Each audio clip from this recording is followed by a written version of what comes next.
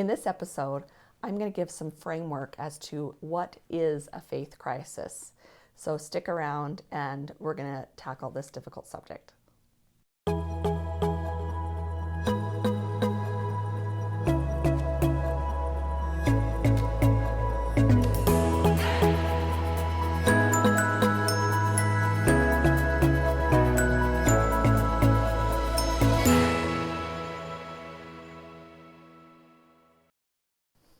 So about 10 years ago, there seemed to be a shift, in my opinion.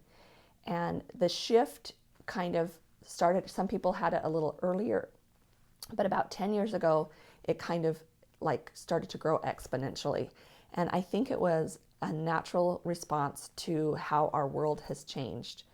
And one of the things that have come out of that is what people are identifying with as having a faith crisis. So I want to kind of just talk about what that means and maybe give some framework and explanation as to why that is happening so often. For some, the shift has come and has been welcomed. For others, it is uncomfortable. Change is uncomfortable. And for others, they have not yet connected with this energy, and that's all perfectly fine. One of the reasons that caused the change is that our world changed. So if you think about back in the day, we had a teacher slash leader and a student slash follower system of interaction with each other. And you went to work, you had a boss, the boss told you what to do, and we followed, or we were the boss, we told people what to do, and they listened. So you were kind of either one or the other. You either gave commands or you received commands. The office had an energy there that was kind of the same. In fact, most people kind of started their job, stayed there their whole life, and retired from the same place that they started that career. That was very common. Workplaces nowadays are trying to be as much like home as possible.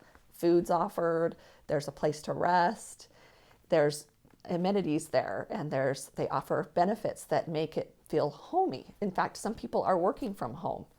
Another factor that has changed is before big acceptance of the internet, we kind of stayed in our own little world, had our own little experience, and that was it. But with the shift in the energy opening up, now I can identify with someone that maybe doesn't even speak my language, and I might communicate with them where before I might never have done that. We have the opportunity now to express ourselves where we didn't before. So in the old energy, the boss and the worker, we would look to the leader to find answers, and that was the energy in all that we did. The school teacher told you what you were to know, and you regurgitated it on a piece of paper when you took a test. The boss told you to do this, and you did it. There was not this back and forth that we are starting to see now. Social media is a perfect example. Nobody gave their opinion 20 years ago out loud, and now we do that all the time. The individual is becoming, that energy of the individual is expanding, and it's a good thing. So the energy has changed to be more individualized instead of compartmentalized. Like what I bring to the table is different, and that's almost exciting, where before there was this conformity mentality.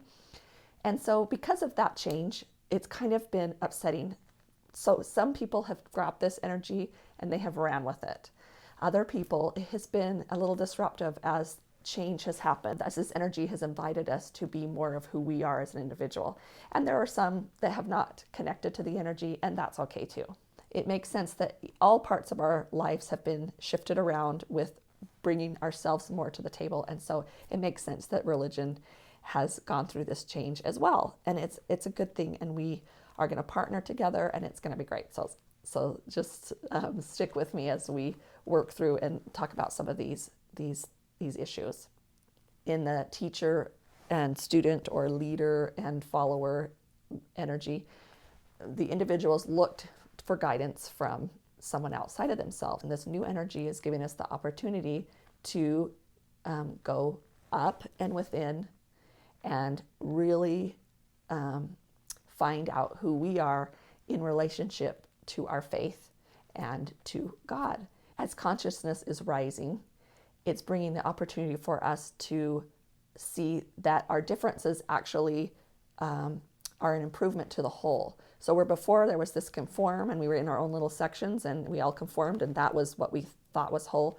Now we're kind of bringing in other groups and we're working together to bring our individual part, and you bring your individual part, and we create this new whole. We're getting that opportunity. When we get to the end of this transition period, we will be the better for it. So hang on. Before, where those differences used to cause problems, now they're actually needed so that we have pieces of difference that come together and make a whole. This is happening within religions, and this is happening between religions. We're starting to see religions kind of partner up and have more interaction with each other, and it's a great thing. And in the end, when we move through this energy, through the newness of this energy, it's going to be amazing because we're going to have a lot more compassion and love for each other. Some people call it bringing in Christ consciousness, and this is just kind of a new way of doing it. We grow up in our faith, and first of all, we call it a faith, but we many times want it to be the only way that it happens, and so we get into a need and an understanding for certainty, which Brene Brown talks a lot about. So certainty is different than faith.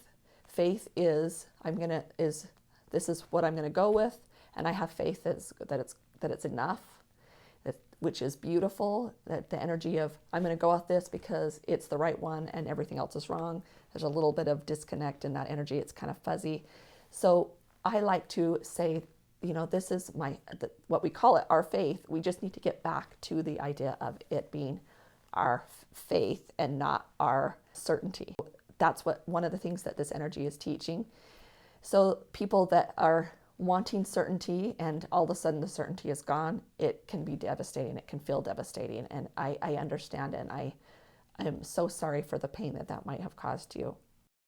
To those of you that can identify with feeling like you're having a faith crisis, I send my love and support to you. I know that this is a difficult time. My goal here is to support you and your family so that we can move through this with the least amount of pain possible.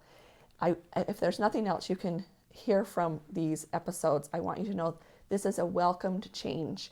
Things on the other side of this are going to be better for everybody. So with a faith crisis, it can come in several ways.